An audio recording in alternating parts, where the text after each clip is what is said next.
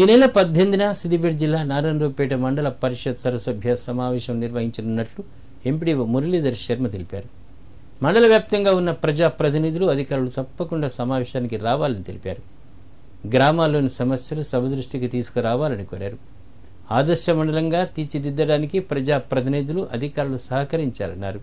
18/12/2023 రోజున మధ్యాహ్నం 11 గంటలకు నారాయణరావుపేట మండల ప్రజా పరిషత్ సర్వసభ్య సమావేశంను అధ్యక్షుల వారి అనుమతితో ఉదయం 11 గంటలకు గ్రామ పంచాయతీ కార్యాలయం నారాయణరావుపేట మండల ప్రజా పరిషత్ సర్వసభ్య సమావేశాన్ని నిర్వహించడానికి నిర్ణయించినందున దయచేసి అందరూ అధికారులు, ప్రజాప్రతినిధులు, సంబంధించిన అందరూ కూడా సమావేశం ఉపస్థితి అయి కార్యక్రమం దిగ్విజయం చేయాలని కోరుతున్నాం.